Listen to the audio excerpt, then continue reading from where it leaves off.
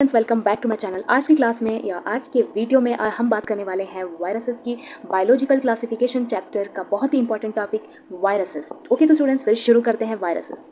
Okay तो biological classification chapter में हमने बहुत सारे किंगडम्स के बारे में पढ़ा, kingdom Monera, protista, fungi, Plantae, animalia. अब हम बात करने वाले हैं वायरसेस की। ओके तो स्टूडेंट्स शुरू करते हैं viruses. Viruses are non-cellular organisms, which means they do not have a cell structure. Because of this, they are not considered completely living organism. Okay तो स्टूडेंट्स प्लीज़ अच्छे से सुनना। देखिए वायरसेस को जो है नॉन सेलुलर ऑर्गेनिज्म कहा जाता है, ठीक है, क्योंकि उनके पास सेल की बेसिक स्ट्रक्चर नहीं होती। ठीक है, नॉर्मल लिविंग ऑर्गेनिज्म जैसे प्लांट्स और बैक्टीरिया सब सेल से बने होते हैं, लेकिन वायरस किसी सेल से नहीं बने होते। ओके आपको समझ में आया स्टूडेंट्स? नॉर्मल लिविंग ऑर्गेनिजम्स जैसे प्लांट्स, एनिमल और बैक्टीरिया सब सेल से बने होते हैं, ठीक है, तो लेकिन वायरसेस किसी सेल से नहीं बने होते। ठीक है, एक नॉर्मल सेल में जो है सेल मेम्ब्रेन, ओके, साइटोप्लाज्म जैसे कि आपने जाना ही होगा, आपको पता ही होगा, ऑर्गेनल्स जैसे माइटोकॉन्ड्रिया होते हैं, ठीक है, लेकिन वायरस में ये सब नहीं होता। वायरस सिर्फ जेनेटिक मटेरियल डीएनए या आरएनए और प्रोटीन कोड कैप्सिड से बने होते हैं। इसी वजह से जो है साइंटिस्ट वायरस को कम्प्लीटली लिविंग ऑर्गेनिज्म नहीं मानते। इनका रीज़न ये है वायरस खुद से ग्रो नहीं कर सकते, खुद से रिप्रोडक्शन नहीं कर सकते, मेटाबॉलिज्म नहीं करते, एनर्जी प्रोड्यूस नहीं करते। लेकिन जब वायरस किसी लिविंग सेल के अंदर एंटर करते हैं तब वो होस्ट सेल की मशीनरी यूज़ करके अपनी कॉपीज़ बनाते हैं। इसीलिए वायरस जो है लिविंग और नॉन लिविंग के बीच का ऑर्गेनिज्म माना जाता है। ठीक है स्टूडेंट्स, सिंपल लाइन याद रखने के लिए आउटसाइड सेल जो है वायरस नॉन लिविंग जैसे बिहेव करता है, inside host cell virus living जैसे बिहेव करता है। अभी इंट्रोडक्शन के टाइप से इस पॉइंट को थोड़ा सा ब्रीफली एक्सप्लेन कर रही हूँ ताकि आपको समझ में आ सके। ओके तो स्टूडेंट्स अब बात करते हैं कैरेक्टरिस्टिक्स ऑफ वायरसेस की। तो पहला पॉइंट है outside a living cell viruses remain inactive in a crystalline form. अब आपको ये पॉइंट समझ में नहीं आया होगा, थोड़ा सा ट्रिकी है, तो स्टूडेंट्स थोड़ा सा ध्यान से सुनिए। मैं बहुत ही अच्छे से ईजीली आपको इसको एक्सप्लेन करूँगी। तो स्टूडेंट्स होता क्या है, जब वायरस किसी लिविंग सेल के बाहर होता है तब वो एक्टिव नहीं होता। इस टाइम पर वायरस कोई लाइफ प्रोसेस नहीं करता। ध्यान से सुनिए, कोई भी लाइफ प्रोसेस नहीं करता। बाहर वायरस क्या नहीं करता? रिप्रोडक्शन नहीं करता, ग्रोथ नहीं करता, रेस्पिरेशन या मेटाबॉलिज्म नहीं करता। इसीलिए उस वक्त वायरस नॉन लिविंग चीज़ की तरह बिहेव करता है। ठीक है, तो क्रिस्टलिन फॉर्म का मतलब है साइंटिस्ट ने ऑब्जर्व किया कि जब वायरस को लैब में आइसोलेट किया जाता है तो वो क्रिस्टल जैसी सॉलिड स्ट्रक्चर बना सकता है। मैं ये थोड़ा ब्रीफली आपको इसलिए बता रही हूँ ताकि आपको ईजी समझ में आ जाए। ठीक है, इसका मतलब है वायरस केमिकल क्रिस्टल्स की तरह स्टेबल हो जाता है, उसमें कोई लाइफ एक्टिविटी नहीं होती।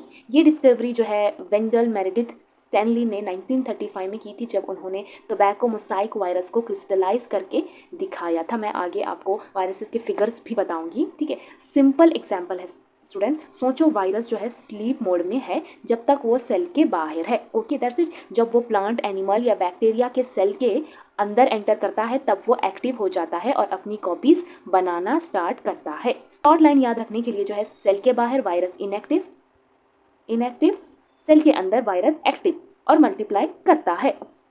ओके तो स्टूडेंट्स नेक्स्ट पॉइंट है when they enter a host cell, plant, animal और बैक्टीरिया दे बिकम एक्टिव। तो स्टूडेंट्स जब वायरस किसी होस्ट सेल मतलब प्लांट, एनिमल या बैक्टीरिया की सेल के अंदर एंटर करता है तब वो एक्टिव हो जाता है। ठीक है, ये कैसे होता है?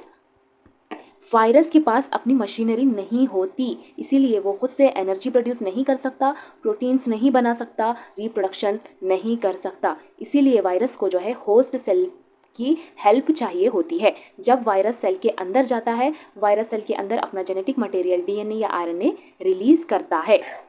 सिंपल सी बात है स्टूडेंट्स, जब ये होस्ट सेल के अंदर होता है तब ये एक्टिव हो जाता है, जैसे कि मैंने पिछले पॉइंट में आपको समझाया था।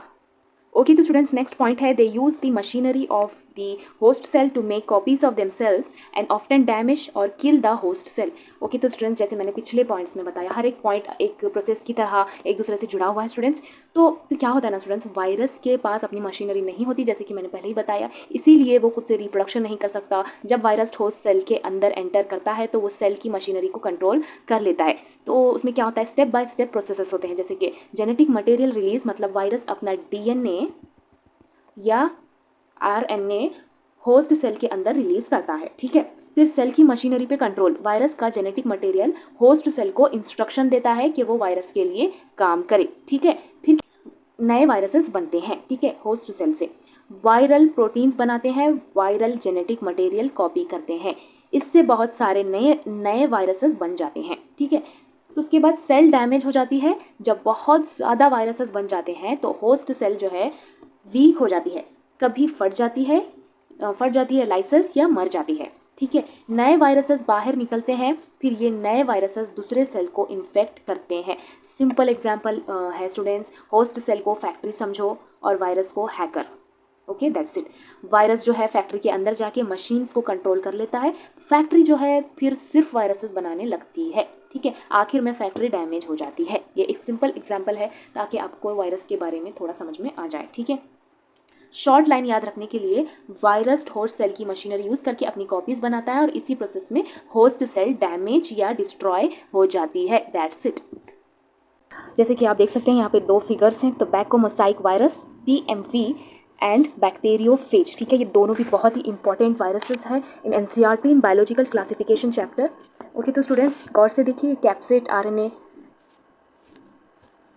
और बैक्टीरियोफेज में DNA, collar, tail fibre, spikes, tail sheath, basal plate, capsid head, okay. तो स्टूडेंट्स शुरू करते हैं structure of virus, okay.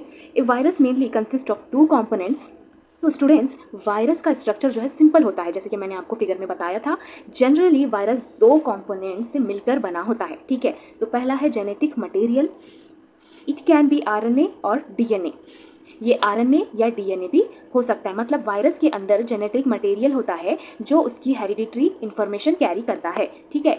It can be RNA और DNA, ये RNA या DNA हो सकता है, ओके। तो नेक्स्ट है, a virus never contain both RNA and DNA at the same time, okay. तो स्टूडेंट्स इंपॉर्टेंट बात ये है कि किसी भी वायरस में RNA और DNA दोनों एक साथ नहीं होते, ठीक है।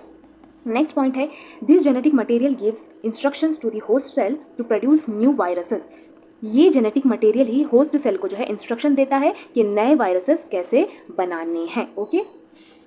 ओके तो स्टूडेंट्स एग्जाम्पल के तौर पर यहाँ पर है, many plant viruses contain RNA and some animal viruses contain either RNA और DNA। बहुत से प्लांट वायरसेस में RNA होता है और कुछ एनिमल वायरसेस में DNA या RNA हो सकता है, ओके। तो स्टूडेंट जैसे कि मैंने शुरुआत में ही बोला था कि वायरसेस के 2 मेन इंपॉर्टेंट कंपोनेंट्स होते हैं जो कि जेनेटिक मटेरियल था फर्स्ट वन, अब सेकेंड वन है प्रोटीन कोट कैप्सिड, ओके। तो students the genetic material of virus is surrounded by protective protein layer called the capsid. Virus के जेनेटिक मटेरियल के बाहर एक प्रोटीन लेयर होती है जिसे हम कैप्सिड कहते हैं, ठीक है। अभी कैप्सिड के फंक्शंस क्या होते हैं वो जानेंगे स्टूडेंट्स। जैसे कि मैंने पहले बताया था कि 2 कंपोनेंट्स हैं, genetic material and protein code. Genetic material जो है वायरस के अंदर होता है, DNA भी हो सकता है या RNA भी हो सकता है, और प्रोटीन कोड कैप्सिड जो है वायरस के बाहर होता है, प्रोटेक्टिव प्रोटीन होता है। प्रोटेक्टिव प्रोटीन लेयर को हम जो है कैप्सिड कहते हैं, ठीक है। अब इनका फंक्शन क्या होता है वो देखेंगे स्टूडेंट, ओके। तो students functions of capsid, protect the genetic material को प्रोटेक्ट करता है, give shape to the virus को शेप देता है, helps the viruses infect the host cell को इन्फेक्ट करने में हेल्प करता है, okay. It is made up of many small sub unit capsomers. कैप्सिड छोटे छोटे प्रोटीन यूनिट से बना होता है, इन यूनिट्स को हम जो है कैप्सोमर्स कहते हैं, ठीक है। करने वाले हैं टाइप्स ऑफ वायरसेस की। इससे पहले हमने स्ट्रक्चर ऑफ वायरसेस देखा था, वायरस के कैरेक्टरिस्टिक्स फंक्शंस वगैरह पढ़ा था। अब हम टाइप्स ऑफ वायरसेस पढ़ेंगे। Viruses can be classified based on the type of organism they infect. तो स्टूडेंट्स वायरसेस को उस ऑर्गेनिज्म के बेसिस पर क्लासीफाई किया जाता है जिससे वो इन्फेक्ट करता है, ओके। तो शुरू करते हैं स्टूडेंट्स। फर्स्ट वन है plant viruses usually have single standard RNA, ठीक है। ये वायरसेस प्लांट को इन्फेक्ट करते हैं। ज़्यादातर प्लांट वायरसेस में single standard RNA genetic material होता है। जैसे कि मैंने पहले बताया था 2 मेन कंपोनेंट्स होते हैं, genetic material and protein coat capsid, okay. तो single standard RNA genetic material होता है। ये इंसेक्ट, कॉन्टिमिनेटेड टूल्स या इन्फेक्टेड प्लांट्स के कॉन्टैक्ट से स्प्रेड हो सकते हैं, ठीक है। तो नेक्स्ट वन है एनिमल वायरसेस। ये वायरसेस जो है में हैव RNA और DNA, जैसे कि मैंने एग्जाम्पल में बताया ही था आपको। एनिमल वायरसेस जो है ये वायरसेस एनिमल्स और ह्यूमंस को इन्फेक्ट करते हैं। इनमें RNA या DNA दोनों में से कोई एक हो सकता है, ठीक है। ये बॉडी में एयर, फूड, वाटर या फिजिकल कॉन्टैक्ट से एंटर कर सकते हैं, that's it. Next one is bacteriophage, okay. ये वायरसेस बैक्टीरिया को इन्फेक्ट करते हैं। इनमें जैसे कि यहाँ पे है viruses have that infect bacteria usually have double standard RNA. ये वायरसेस बैक्टीरिया को इन्फेक्ट करते हैं, इनमें यूजुअली डबल स्टैंडर्ड आरएनए होता है और ये बैक्टीरियल सेल पर अटैच होकर अपना जेनेटिक मटेरियल उसके अंदर इंजेक्ट कर देते हैं। ठीक है, दैट्स इट। ओके तो student, disease caused by viruses in humans, influenza flu, mumps, small pox, herpes, AIDS. ठीक है, ये सारे वायरसेस जो है ह्यूमंस में होते हैं कॉमनली। ओके तो स्टूडेंट्स, जब प्लांट्स वायरस से इन्फेक्टेड होते हैं तो सिम्टम्स दिखते हैं।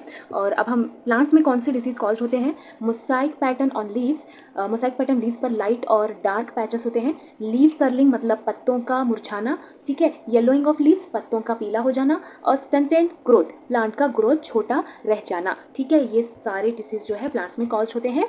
ओके तो स्टूडेंट्स, अगर वीडियो हेल्पफुल लगा हो तो please like, share and subscribe to my channel. Thanks for watching.